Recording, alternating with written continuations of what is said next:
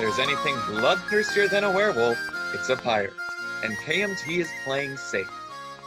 Now, if vampires in their ilk leave you as uncannily cold as old Dracula himself, who was staked down firmly and, it is to be hoped, permanently in his own family plot, there are figures to prove that you are susceptible to buried treasure.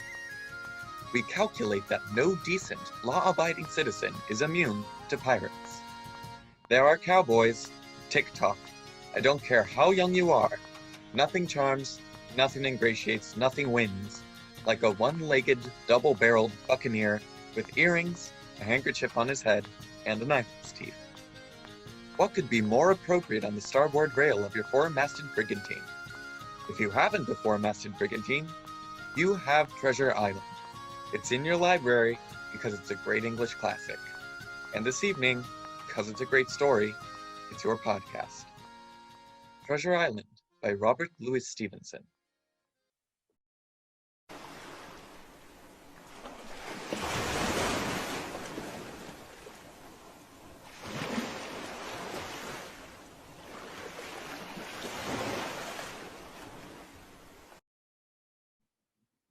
Squire Trelawney, Dr. Livesey, and the rest of the gentlemen, having asked me to write down the whole particulars about Treasure Island from the beginning to the end, keeping nothing back but the bearings of the island, and that only because there is treasure not yet lifted, I take up my pen in the year of grace, 1783, and go back to that time 19 years ago, when my father kept the Admiral Benbow Inn, and the brown old seaman with the saber cut first took up lodging under our roof. I was 14, but I remember him as if it were yesterday. 15 men on a dead man's chest, yo-ho-ho, and a bottle of rum. Jim! Mother called me from upstairs. Jim! Yes, Mother. Jim, there's a man coming up the road. Go out and see what he wants. Drink and the devil have done for the rest, yo-ho-ho, and a bottle of rum. He came plodding to the inn door, his sea chest falling behind him on a hand barrow. A tall, strong, heavy, nut-brown man, his tarry pigtail falling over the shoulders of his soiled blue coat. His hands ragged and scarred with black broken nails, and the saber cut across one cheek a dirty, livid white, singing that old sea song he sang so often afterwards. Yo-ho-ho, and a bottle of rum. Yo, open up in there. Now then, boy. Yes, sir? What'd you call this place? The Admiral Benbow Inn, sir. Admiral Benbow, eh? Nice, lonely-looking, pleasant city-eyed grog shop. Folks don't come here much, do they, boy? Not much company? No, sir, more's the pity. No? Well, then it's the both for me. I'm a plain man, running bacon and eggs all I want, and that head up there to watch for ships off. I've a mind to stay here for a bit. Hey, you, matey, you with the wheelbarrow, bring it alongside, help up with my chest. You too, boy, it's heavy. Yes, sir. Call me Captain, boy, Captain. Yes, Captain. Just one more thing. Yes, Captain. You ain't seen him, have you? No, sir, who do you mean? Along the road, maybe. You might have seen him somewhere, you can't tell. Let me know if you do, boy. A seafaring man. Yes, sir. With one leg. Yes, sir. Captain! Yes, Captain. Bring me a noggin of rum, boy.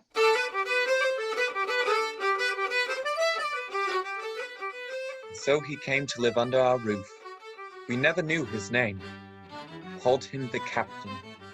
He was a very silent man by custom. All day he hung around the cove or up on the cliffs with a brass telescope staring out to sea. All evening he sat in a corner of the parlor next to the fire and drank rum and water very strong. And every day when he came back from his stroll, he would ask the same question. Jim, Yes, Captain. any seafaring men go by today along the road? No, Captain. And Jim, Yes, sir. you're a good boy, Jim. You wouldn't lie to me ever, would you, Jim? No, sir. You haven't seen him, have you, Jim?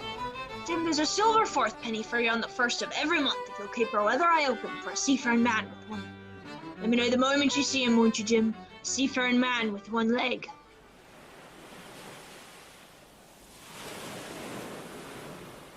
felt that personage haunted my dreams on stormy nights when the wind shook the four corners of the house and the surf roared along the cove and up the cliffs. I could see him in 1,000 forms. Now the leg would be cut off at the knee, now at the hip. Now he was a monstrous kind of creature who had never had but one leg, and that in the middle of his body. You'll keep your other eye open, won't you, Jim? For a seafaring man with one leg. A seafaring man with one leg.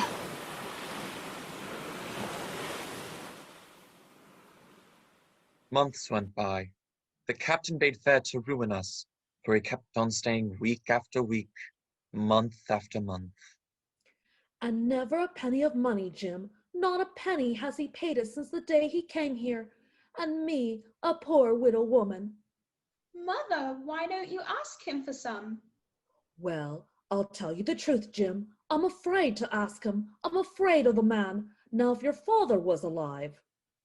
And all that time, none of us ever saw him open the great sea chest that was in his room. There were nights when he took a deal more rum and water than his head could carry. 15 men on a dead man's chest, yo-ho-ho, and a bottle of rum. Often I have heard the house shaking, and all the neighbors joining in for dear life. Drink and the devil have done for the rest. Yo ho ho. Yo ho ho and a bottle Drink and the devil of have done rum. for the rest. Quiet in the Yo ho midships. ho and a bottle of rum. Quiet! He would force them all to listen to his stories.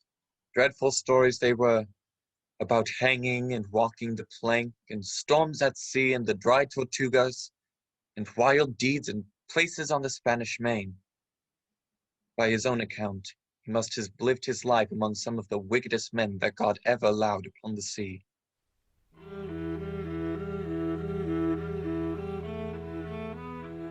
The captain had been living with us almost a year when there occurred the first of the mysterious events that rid us of the last of his presence. It was one January morning, very early, a pinching frosty morning. The captain had risen earlier than usual and set down the beach with his telescope under his arm. My mother was upstairs, and I was laying the breakfast table against the captain's return when the parlor door opened and a stranger stepped in. Sonny! Come here, Sonny! Is this table for my mate Bill? I don't know you, mate Bill. I'm laying this for a man who stays in the house. We call him the captain. Well, my mate Bill'd be called the captain like as not. Now we'll put it for argument like that your captain's got a cut on one cheek. And we'll put it, if you like, that cheek's the right one, eh? But of course, save me. There he is now. That's my mate Bill, that's him, with the spyglass under his arm. Bless his old heart, to be sure. You and me'll just get back behind the door, Sonny. We'll give Bill a little surprise, we will. Bless his heart, I says again. 15 men on a dead man's chest, yo-ho-ho. Hello, Bill. Come, Bill, you knows me. You knows an old shipmate, Bill, surely. Black dog. Black dog as ever was. Bill, we've seen a sight of times, us two. So you've run me down. Here I am. Well, speak up. What is it? That's you, Bill. You're in the right of it, Billy. I'll have a glass of rum for this dear child here, what I've took such a liking to. And we'll sit down, if you please, and talk square like old shipmates. Sit down, Bill. And you, Sonny, get aft.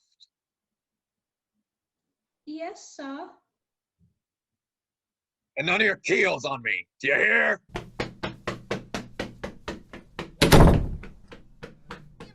For a while, I could hear nothing but a low gabbing. Suddenly, the voices began to grow higher. No, an end of it. Here comes a swing and swing all, I say.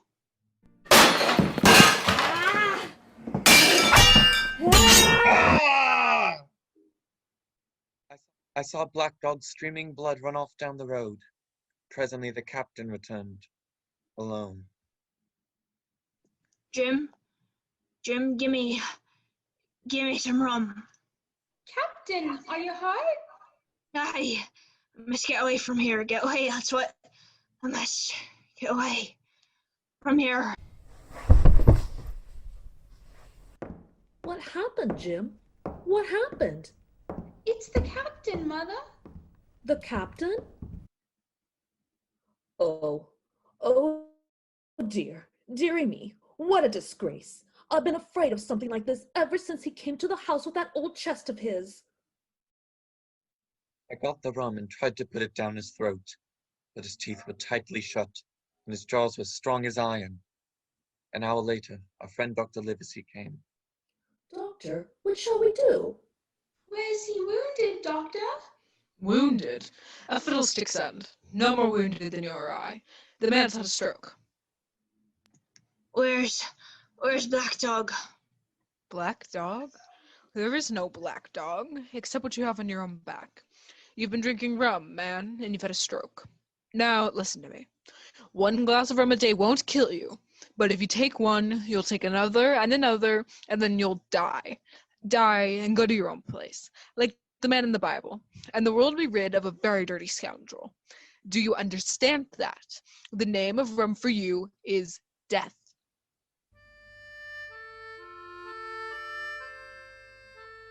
About noon the next day, I stopped at the captain's door with some medicines.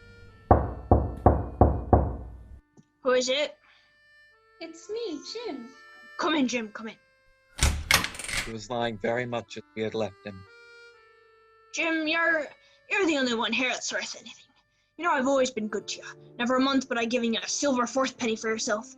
Now you see, matey, I'm pretty low and deserted by all. Jim, you'll bring me a noggin of rum, won't you, matey?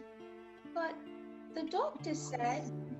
Doctors is all swabs. If I'd have a drain of rum, Jim, I'll have the horrors. I've seen some of them already. Seen old Flint in the corner there behind you playing his bridge. I seen him, Jim. I'll give you a golden guinea for a noggin. When I brought it to him, he seized it greedily and drank it out. Aye, that's I'm better, sure enough. Now, matey, did that doctor say how long I was to lie here in this old berth? Why, a week at least. Thunder! A week! I can't do that! They'd have the black spot on me by then. The lubbers going about getting wind of me this blessed moment. Lubbers couldn't keep what they got, and what's today, what's another's. It's in me old sea chest, Jim, the thing they're after. They'll take me in the black spot, I know it. I was first mate, I was old Flint's first mate, and I'm the only one who's know the place he buried it. Gave it me at Savannah when he lay a dying. What's the black spot, Captain? A summons from old Flint's crew. Summons. And them gets you, Jim. It's lucky when they're dead.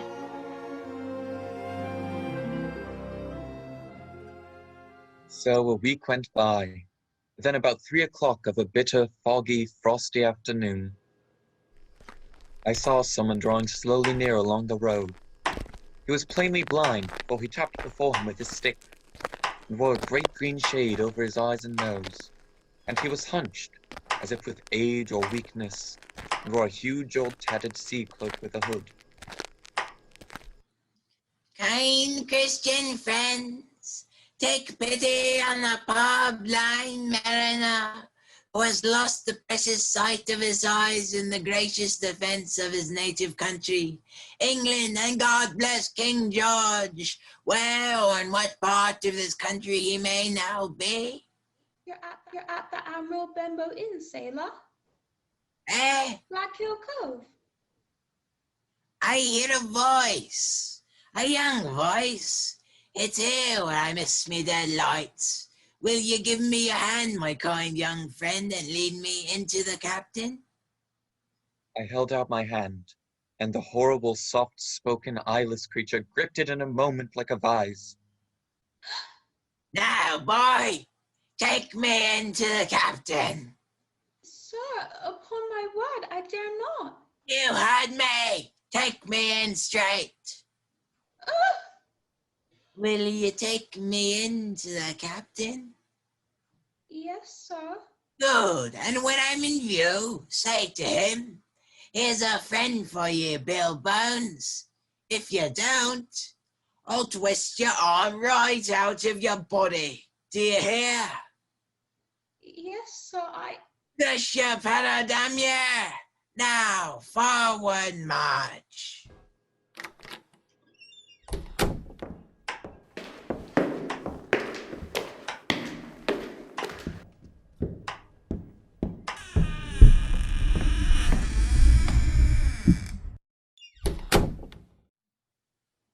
Here's was a friend for you, Bill Bones. Now, Bill, sit where you are. Business is business. Hold out your left hand, Bill. Boy, take his left hand by the wrist and bring it near to my right. Here's a little bit of paper for you, Bill Bones. Now that's done. I'll be going. Goodbye, Bill. Goodbye.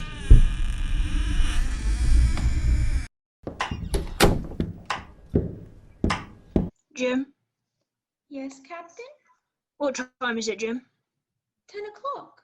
10 o'clock? 10 o'clock, 6 hours will deader him yet. Pew and Black Dog and Long John Silver, the whole crew of 'em will. Captain? Captain? Captain! Captain! Captain was dead, and there we were, my mother and I, a woman and a boy of 14, alone at night in the house with the dead captain's body on the parlor floor. He owes us money. He does. A whole year and never a penny from him. And me, a poor widow. But Mother, if Black Dog comes back, or the blind man... Oh, Black Dog fiddlesticks. There's something in that old chest of his upstairs that's rightfully mine, and we'll have that chest open if we die for it. Mother? Close the blinds, Jim. We don't want anybody watching us from the outside. We have to get the key off him. Look, Mother, look. On the floor, close to the dead man's hand, there was a little round of paper, blackened on one side. The black spot. I took it up and found that. You have till 10 tonight. 4 hours. Now, Jim, find that key. I felt in his pockets, one after another. Perhaps it's round his neck. Tear open his shirt. There, sure enough, hanging on a bit of tarry string, we found the key. Then my mother got a candle in the bar, and holding each other's hands, we went upstairs to his room.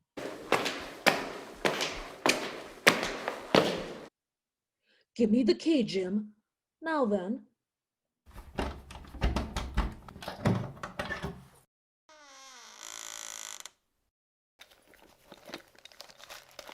Nothing in here. Not a thing of value. Not a penny.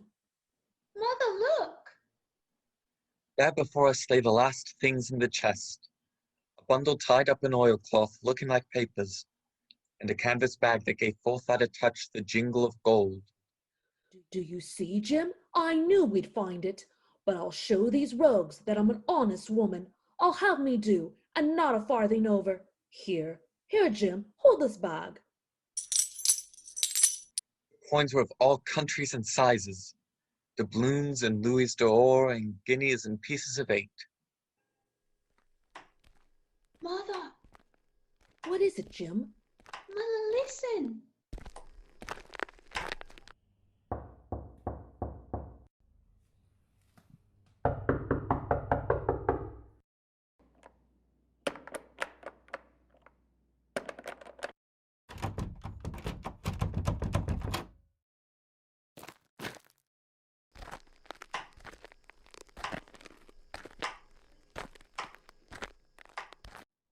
Come, Mother. Mother, take the whole and let's be gone. No, I'll have me do, Jim, and no more. But Mother, you heard him. That was the blind man. I know what I'm doing. I know my rights. But Mother, you don't know. Oh dear, I'll take what I have. And I'll take this. These papers. Quick, Mother, quick. Take my hand.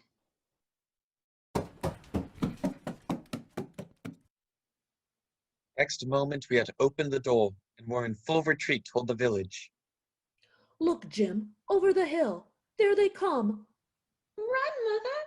Mother, run. Oh, Jim, I'm going to faint. Oh, Jim, take the money and go on. Mother! Mother! She had fainted. I managed somehow to drag it down the bank into the shadow of the ditch. A moment later, the house was surrounded.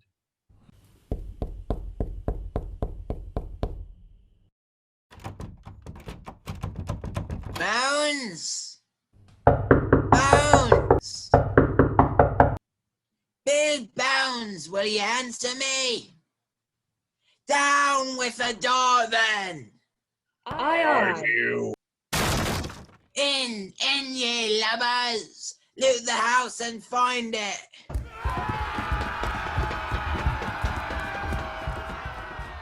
Bill's dead! Hey, Pew, Bill's dead. Search him, ye shirking lubbers! And the rest of ye, aloft and get the chest! It was a good thing my mother had fainted, or she would have had to watch with me while our poor house was pulled apart and smashed. Whatever it was they were after, they did not find it. Well, is it there? The money's there. Jim, what is it, Jim? What are they after? The map, Mother. Flint's map. Hey, Pew, that's the signal.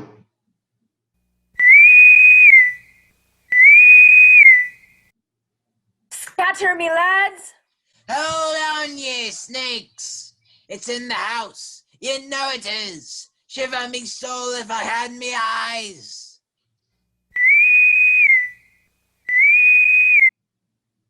The signal, Pew, the signal. Ye dogs! You had your hands on hundreds, on thousands. Are you giving up now? You'd be as rich as kings if you could find it. You know it's there and you stand there skooking. There wasn't one of ye did face Bill, and I did it, a blind man. And I'm to lose me chance for you. I'm to be a poor crawling beggar, sponging for rum, when I might be rolling in a coach.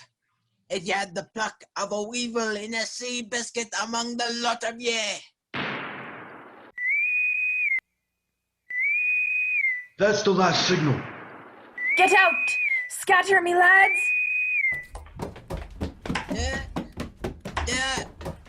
Black dog, Johnny, Jack, you won't leave old Pew, mates. Not old Pew. Johnny, Black dog, don't leave old Pew. Don't. Ah!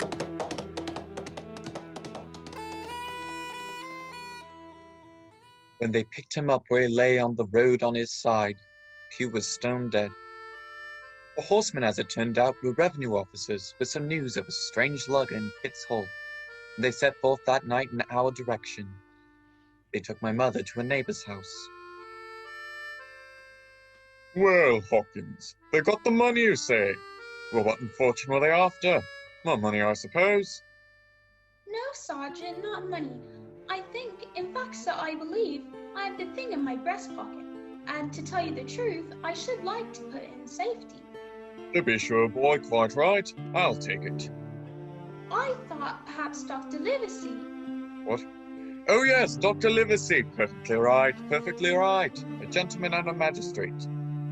Dogger, Yes, sir. you have a good horse. Take this ladder behind you. Yes, sir.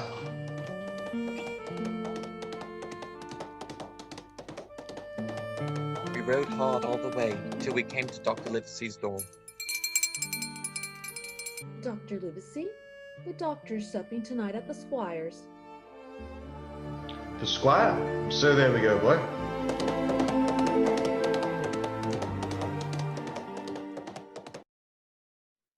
We'd arrived at the Squire's. He rose to meet us, very stately and condescending. Come in, gentlemen.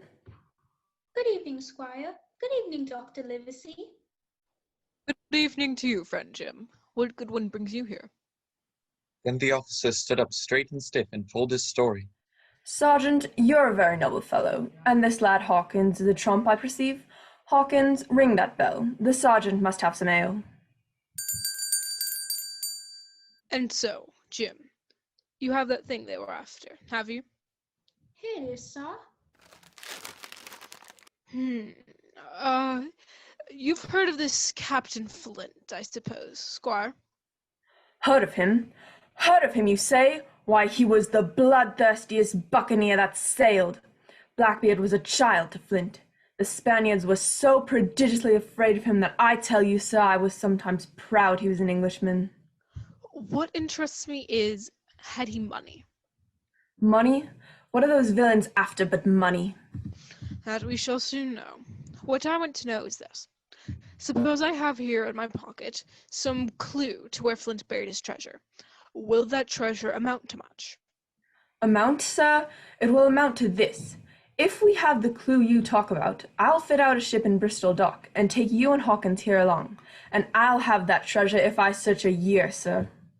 Very well. Now, if Jim is agreeable, we'll open the packet.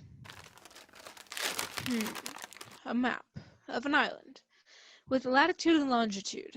Writing. Tall tree, spyglass shoulder, bearing a point to the north of northeast. Skeleton Island, southeast by east, 10 feet. The bar silver is in the north cache. Livesey, you'll give up this wretched practice at once. Tomorrow I start for Bristol. In 3 weeks' time, 3 weeks, 2 weeks, 10 days, we'll have the best ship, sir, and the choicest crew in England. Hawkins shall come by as cabin boy. You, Livesey, as ship's doctor. I am admiral. I'll go with you, Squire. So will Jim, and he'll be credit to the undertaking. There is only one man I'm afraid of. Who's that? Name the dog, sir. You, sir, for you cannot hold your tongue.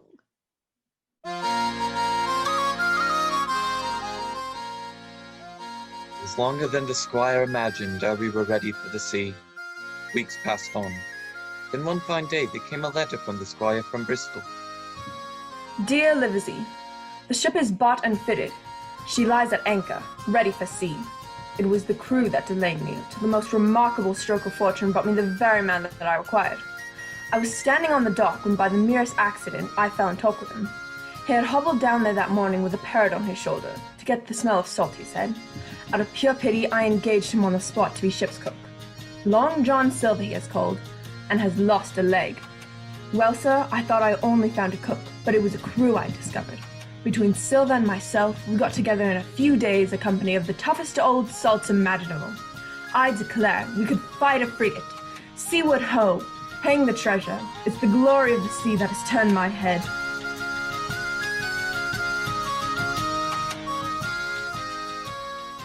On the 16th of April, the schooner Hispaniola set sail from Bristol Harbor. It was more than 19 years ago, but I can remember it as if it were yesterday. Me in my new blue cabin boy's clothes, 19 years ago. leaning over the rail, waving goodbye to my mother and doing my best not to cry. But at the last moment, it sort of hurt to leave her. And it was the first time I had been away from home. Then, a little before noon, Captain Smollett gave an order. The boatswain sounded his pipe, and the crew began to man the capstan bars. Soon, the anchor was short up. Soon, it was hanging dripping at the bows. Soon, the sail began to drop, and the land and shipping to slip by on either side. The Hispaniola had begun her outward voyage to the Isle of Treasure.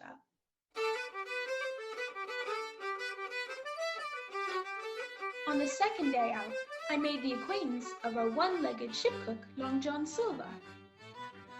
Hey there, boy. Come in. Come on into Long John's galley. To tell you the truth, at the very first mention of Long John Silver in the squire's letter, I had taken a fear in my mind that this might be the very one-legged sailor that I'd watched for all those months at the Benbow Inn, but one look at him was enough. I'd seen Captain Bones and Black Dog and Blindview, and I knew what a buccaneer looked like.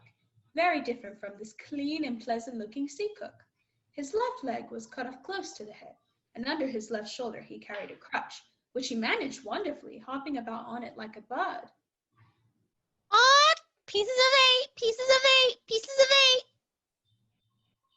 8. Are you Mr. Silver, sir? Yes, me lad, such is me name, to be sure. And you're Hawkins, eh? Nobody more welcome than yourself, me lad, in old John's galley. Sit down, hear the news. Your first trip to sea, Hawkins? Yes, sir. Well, well, there's a lot of things you're going to learn afore this here voyage is over. What do you think, Hawkins? And if there's anything you want to know, Hawkins, you just come to old John Silver and ask him, see. He'll tell you. His galley was as clean as a new pin, the dishes hanging up burnished, and his parrot in a cage in one corner. Here's Captain Flint. I call my parrot Captain Flint, yeah, the parrot, after the famous buccaneer. Here's Captain Flint predicting success to our voyage, wasn't you, Captain? What? Pieces of 8. Ha! Aye, she's a powerful old bird, is Captain Flint. 200 years old if she's a day. And if anybody's seen more wickedness, it must be the devil himself. She's sailed with England, the great Captain England, the pirate, and on the old Walrus, that's Flint's old ship, as I've seen amuck with the red blood, and fit to sink with gold. She's been at Madagascar and at Malabar and Suriname and Providence and Portobello. To look at her, you'd think she was a baby, Hawkins, but you've smelt powder, haven't you, Captain? Stand by to go about. And blood, eh, Captain? Order amidships. Animal hands. What? And pieces of 8, eh, Captain? Pieces of 8. Pieces of 8. Pieces of 8. Pieces of 8. Pieces of 8.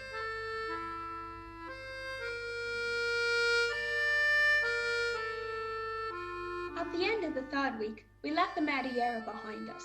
The ship proved to be a good ship. The crew seemed to be capable seamen. There was only one man aboard who was not satisfied, and that was the ship's master, Captain Smollett. I'll speak plain. I don't like it. I don't like this cruise. I don't like the men. I don't like my officers. That's short and sweet. But nobody paid much attention to him. Every man on board seemed well content. Double grog was served on the least excuse. There was duff on odd days, and always a barrel of apples standing roached in the waist for anyone to help himself that had a fancy. Never knew good come of it yet. Spoil forecastle lands, make doubles. This maple leaf, we're not home again yet. But good did come of that apple barrel. It was about the last day of our outward voyage. Sometime that night, or at latest before noon of the morrow, we should sight the treasure island.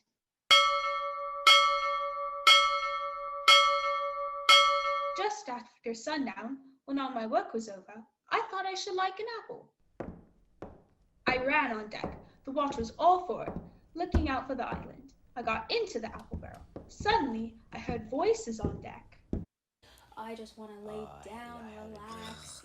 So tired. What? Look here, Barbecue. How long are we going to stand off and on like a blessed bumbo? By thunder, I want to go into that cabin, I do. I want their pickles and wine and that. How long?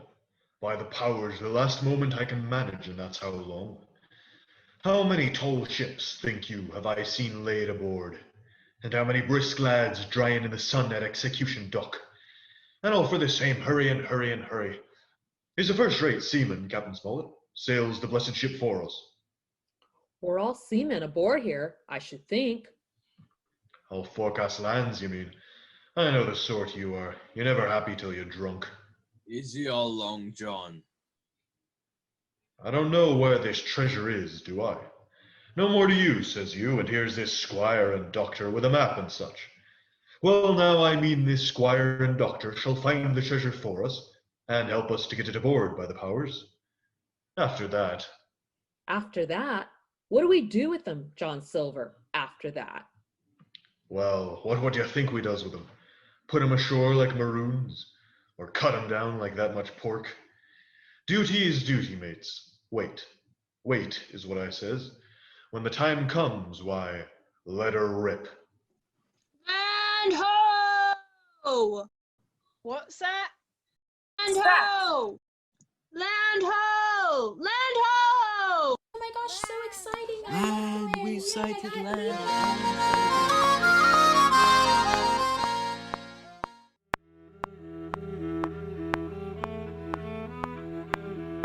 Away to the southwest of us, we saw it, Treasure Island. 10 minutes later, we were gathered in the cabin, the squire, Dr. Livesey, the captain, and myself. Now, Hawkins, you have something to say. Speak up. I did as I was bid. I told them the whole story of Silver's conversation. When that was done, all three, one after another, and each with a bow, drank my good health. Then the squire rose. Captain Smollett, you were right, and I was wrong. I own myself an ass. I wait your orders, sir. This Silver's a remarkable man. Here's the way I see it. We must go on, because we can't turn back. Now what I propose is that we don't wait for them to surprise us, but that we come to blows at our own time, and when they least expect it. There must be some faithful hands left. Well, we must find out who they are. Jim here can help us more than anyone. The men are not shy with him, and Jim is a noticing lad. Hawkins, I put prodigious faith in you.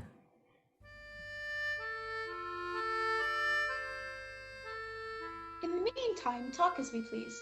There were only 7 of the 26 on whom we knew we could rely, and of these 7 I was a boy, so that the grown men on our side were 6 to their 19. Next morning, there was not a breath of air moving, nor a sound, but that of the surf booming half a mile away along the beaches. A peculiar stagnant smell hung over the anchorage. The heat was sweltering, and the men grumbled fiercely over the work. Mutiny was plain, hung over us like a thundercloud. Around noon, Captain Smollett came along. The lads, we had a hot day, are all tired and out of sorts. A quick turn ashore hurt nobody, so you can take the gigs, and as many as please may go ashore for the afternoon. Did you hear?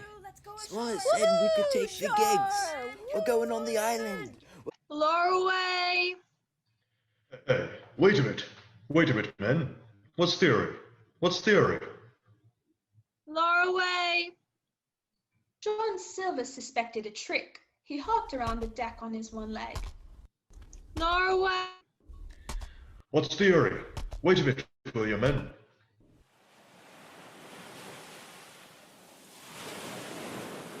Soon the party was organized.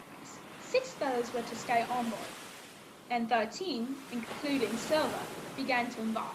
Suddenly, I had a mad notion go ashore too. In a jiffy, I'd slipped over the side and curled up in the foresheets of the nearest boat. No one took notice of me. The crews raced for the beach. No sooner had we touched shore than I leaped out and plunged into the nearest thicket. Behind me, I could hear John Silver's voice. Hey, Jim, me boy. Hey, Jim. John Silver was quick at his work. 2 faithful members of the crew were murdered on the island that afternoon, only an hour after we landed.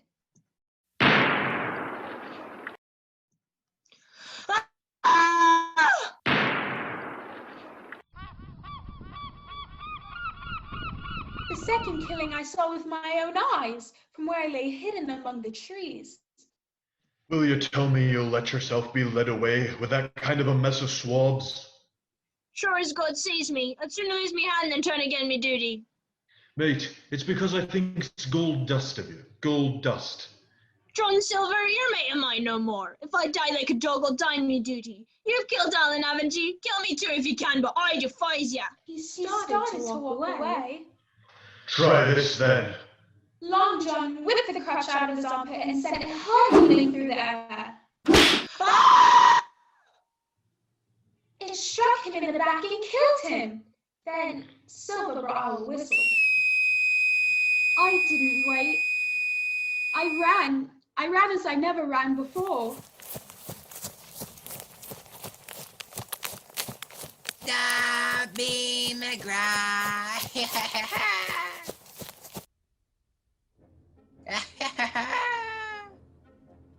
I looked up the side of the hill. Wow! Far above me, I saw something leap behind the trunk of a tree.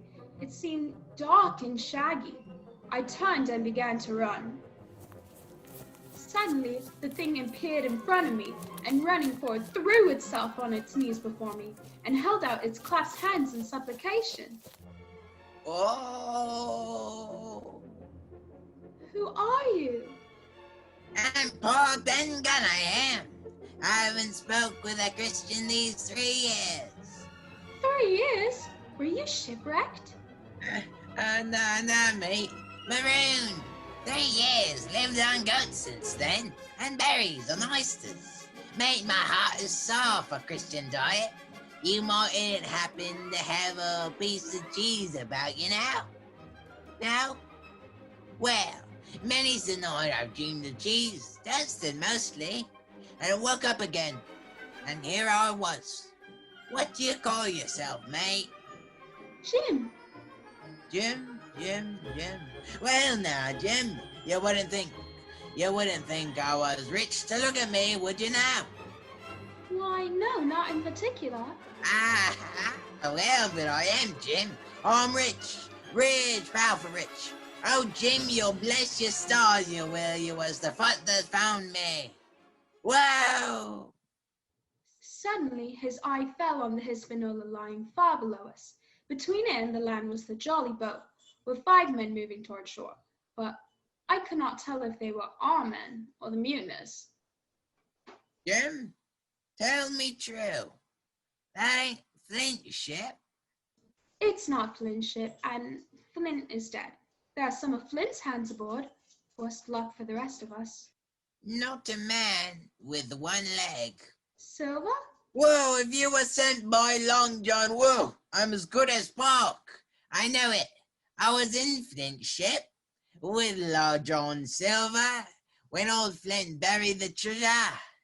He and 6 along, 6 strong seamen. They was ashore nigh on a week. And then one day, here come Flint by himself in a little boat, and the 6 all dead and buried, along with the treasure. How he done it, not a man of us could make out. I told him the purpose of our voyage, and the predicament in which we found ourselves.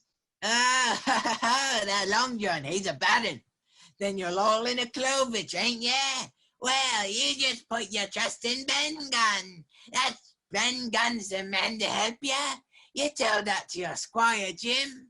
Ben Gunn's the man, that's what you'll say. And Ben Gunn says you has ideas of his own. Wow, look at that. Far below us, we saw a Union Jack fluttering in the air above the woods. There's your friend, sure enough. More likely it's the mutineers. Nah, mate. Silver Floyd the Jolly Roger. That's your friend, sure enough. Ashore in the old stockade made years and years ago by Flint. Wow, what's that? That's the ship's cannon. They're shooting out the stockade. Come on. Wait a minute, Jim. Wait. Ben Gunn is fly. Rum wouldn't bring me down there. But remember, Jim, Ben Gunn's the man to help you. And when Ben Gunn is wanted, you knows where to find him. Just where you found him today. I started to run towards the flag. Hey, Jim. Jim? Yes, sir? You won't forget that piece of cheese, will you, mate?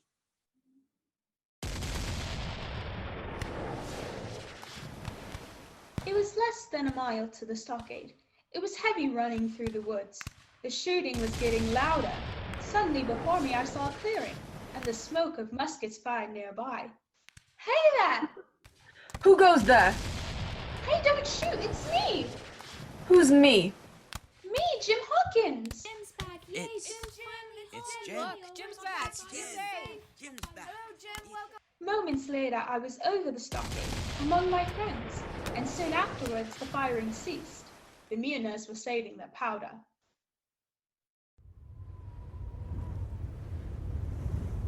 The stockade was a good place, with palings 6 feet high all around it.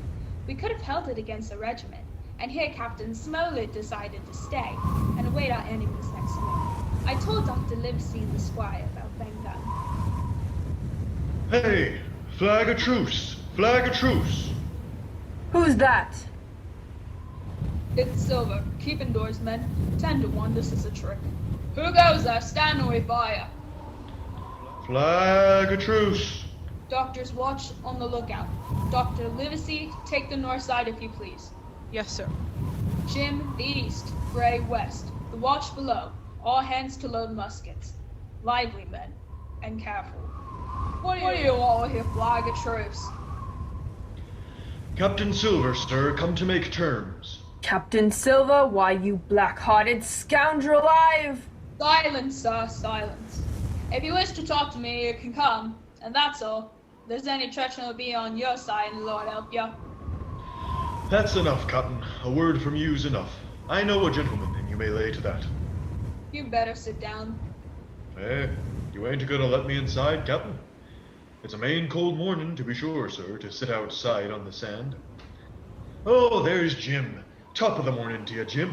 Why, there you're all together like a happy family, in a manner of speaking. If you've anything to say, my man, better say it. Right you were, Captain Smollett. Duty is duty, to be sure. Well, here it is. We want that treasure, and we'll have it. That's our point. You'll just as soon save your lives, I reckon, and that's yours. You have a chart, haven't you? That's as maybe.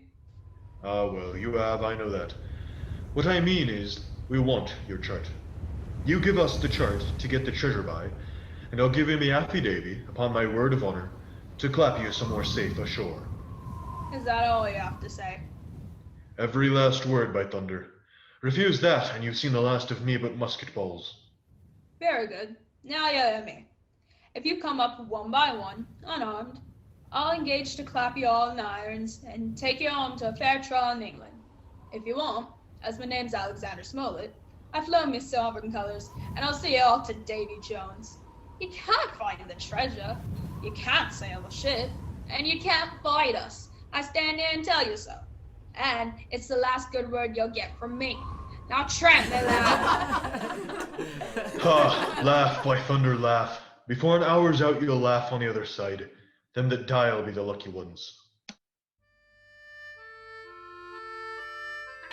Oh, you can do it, man. Come on, man. You've got the strength. You've got... 10 minutes later, nothing remained of the attacking party but the 5 who had fallen, 4 on the inside and 1 on the outside of the palisade. The Muners did not come back that night. They had got their rations, as the captain put it. The next day was stifling hot. After dinner, Dr. Livesey sent for me. Jim, was it cheese you said Ben Gunn had a fancy for? Yes, sir, cheese. Well, Jim, just see the good that comes of being dainty in your food. You've seen my snuff box, haven't you? And you never saw me take snuff. The reason being that in my snuff box, I carry a piece of Parmesan cheese, a cheese made in Italy, very nutritious. Well, that's for Ben Gunn. Well, goodbye, lad. Then he took up his hat and pistols, got on his cutlass, put the chart in his pocket, and set off briskly through the trees. That afternoon, the blockhouse being stifling hot, and the little patch of sand inside the palisade ablaze with midday sun, and so much blood about me, and so many poor dead bodies lying around, a new idea came into my head. This was to swim out under cover of the night, cut the Hispaniola adrift, and let her go ashore where she fancied. The Muners, after the repulse of the morning, had nothing near the huts than to up the anchor and away to sea. This I thought would be a fine thing to prevent. It was evening when I reached the east coast of the island. I could see the Hispaniola lying at anchor offshore, and there was the Jolly Roger, the black flag of piracy, flying from a peak. As the last rays of daylight dwindled and disappeared, absolute darkness settled on Treasure Island.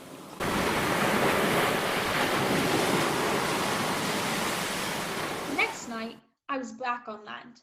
I was proud of myself, and with good reason. I grounded the Hispaniola, beached her up tidily in the North Inlet, with no harm done, safe from the mutineers. I had no trouble finding the stockade, coming in from the shore, keeping close in shadow where darkness was thickest. I crept into the blockhouse. I could see nothing. The doctor and the squire must have worried about me. I should lie down in my own place, I thought, and enjoy their faces when they found me in the morning. I felt for a place to lie down. Pieces of 8! Pieces of 8! Whoa, what's going on, Silver? Who goes? Bring a torch, Dick. Well, shiver me timbers, Jim Hawkins. Dropped in like, eh? Quite a pleasant surprise for poor old John. I've always liked you, I have, Jim, for a lad of spirit. A picture of my own self when I was young and handsome. Always wanted you to join my camp and take your share and die a gentleman. And now, my cock, you've got to. You can't go back to your own lot. Where are they? Now, where do you think, my son? Have you killed them? What do you think? Well, I'm not such a fool, but I know pretty well what I have to look for. But there's a thing or two I have to tell you. And the first is this. Here you are in a bad way. Ship lost, treasure lost, men lost. And if you want to know who did it, it was I. I was in the apple barrel the night we sighted land, and I heard you, John, and you, Dick Johnson, and Hens, who is now at the bottom of the sea. And I told every word you said before the hour was out. And as for the schooner, it was I who cut her cable. And it was I who got her where you'll never see her more. Not one of you. I don't know where you Get rid of him. Do him in. And I'll put punch to that there, Joe, you sneaking son of a skunk. Take that. And so will I. Kill him. Avast there. Kill him. Oh. Who are you, Tom Morgan? Maybe you thought you was Captain here, perhaps? Tom's right. Kill the boy. Yeah. Oh, that's Kill the him. last Oh, we don't need Anyone him. want to have it out We with don't me? need him. Him that wants it shall get it. You won't fight? Then my thunder you'll obey. You may lay to it. I like that boy now. Never seen a better boy than that. He's more a man than any paro-ratsy in this here house. What I say is this. Let me see him that'll lay a hand on him. That's what I say, you may lay to it. Seems you have a lot to say. Pipe up and let me hear it, or lay to. John. What? We got something for you, John. Step up, I won't bite you. Hand it over, lubber. The black spot. I thought so. What's on it? Deposed. Huh. Deposed. That's it, is it? Yeah, the black spot. Very pretty wrote, to be sure. Like print, I swear. But it ain't one bit prettier wrote than this. What's that? And what does it look like, lads? A chart. That's what it is, a chart. A chart of this island. Old Flint's chart. Now, what do you say to that? Yes, that's Flint's, sure enough. That's it. JF and a clove hitch to it. So he done ever? Silver's the man. Silver, John Silver, the Silver, captain. he's the Barbecue man, forever. John. Barbecue for captain. John. That was the end of the night's business. Only much later, I woke up suddenly and felt someone beside me. Jim, me boy. Yes, Long John? I saved your life for you tonight, Jim. Now, you and me stick close, Jim. Back to back, like, in case of trouble. And, talking of trouble, Jim, why did those friends of yours leave that chart behind when they cleared out of here? They did, though. I came in here this morning and found the place empty, and the chart lying there on the table, where I couldn't miss it. And there's something under that. Something under that, good or bad.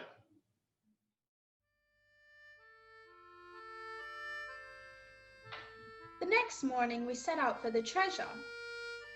Tall tree, spyglass shoulder, bearing a point to the north and northeast, Skeleton Island, east-southeast, and by east, 10 feet. Hey, over there. Come quick. At the foot of the pine, half covered with green creeper, a human skeleton lay on the ground. A skeleton, be God?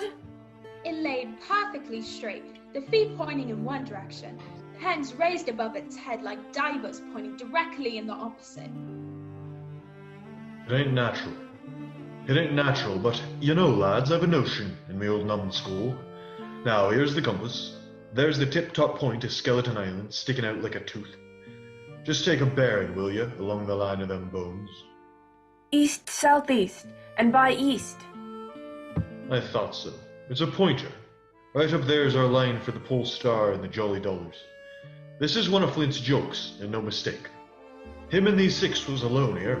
Lodi killed 'em, every man. And this one he hauled up here and laid down by the compass, yes.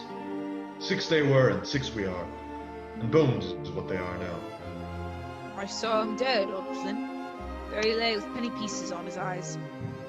Dead. Aye, sure enough he's dead. But if ever a spirit walked, it'd be Flint's. Dear art, but he died bad, did Flint. Aye, that he did. Aye, main hot it were, and the windy was open, and I hear that old song of his coming out clear as hell, and the death all on the man already. Listen. 15 men on a dead man's chest. Do you hear what I hear? Yo ho ho. That's Flint be caught, old Flint! Darby McGraw. Oh Lord. Darby McGraw. Fetch after rum. They were his last words. Darby McGraw. Old Flint's last words about the board. Oh Lord. Shipmates, there's some £150,000, not a quarter of a mile from here. Since when did a gentleman of fortune show his stern to that much dollars for a boozy old seaman with a blue mug? And him dead too. Belay there, John. Don't you cross a spirit. Spirit? Well, maybe. You know whose voice that was? It was like her somebody else's. It was like her... Why the powers, Ben Gunn. Aye? Aye. Aye, so it were. Ben Gunn, it were. Why, nobody minds Ben Gunn, dead or alive. Nobody minds him. No one minds Gunn. Spyglass Shoulder, bearing a point to the northeast. Skeleton Island, southeast and by east, 10 feet. Hey, mates! Here's the tall tree! The first of the tall trees was reached, and by bearing proved the wrong one. So did the second, so the third. Here it is! Aye! Long John! Mary! Here it is! Before us was a great excavation, and this was the shaft of a pick, broken in two, and the bones of several packing cases strewn around, all branded with the name Walrus, the name of Flint's ship. The treasure had been found and rifled. The £700,000 were gone. We turned and saw above us on the edge of the pit Ben Gunn, Dr. Livesey, Gray, and the squire, all with muskets. The doctor's plan had worked. The pirates had fallen into a trap.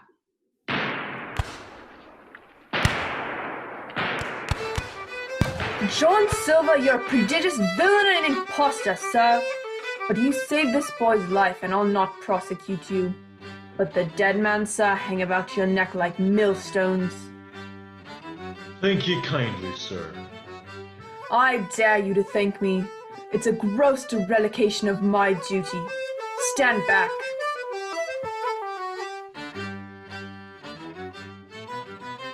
It took us 3 days to move the treasure from Ben Gunn's cave on board ship. On the 8th day of December, the Hispaniola reached Bristol. 5 men only of those who sailed returned with her. Well, that was 19 years ago. All of us had an ample share of the treasure, and used it wisely or foolishly according to our natures. Captain Smollett is now retired from the sea. As for Ben Gunn, he got £1,000, which he spent, or lost, in 19 days, for he was back begging on the 20th. Silver vanished on the voyage one night off the coast of Mexico, and we heard no more of him. The bar silver and the arms still lie, for all I know, where Flint buried them, and certainly they shall lie there for all of me. Oxen and wain ropes would not bring me back again to that accursed island. And the worst dreams that ever I have are when I hear the surf booming about its coast, or start upright in bed with the sharp voice of Captain Flint still ringing in my ears. What? Pieces of 8! Pieces of 8! Pieces of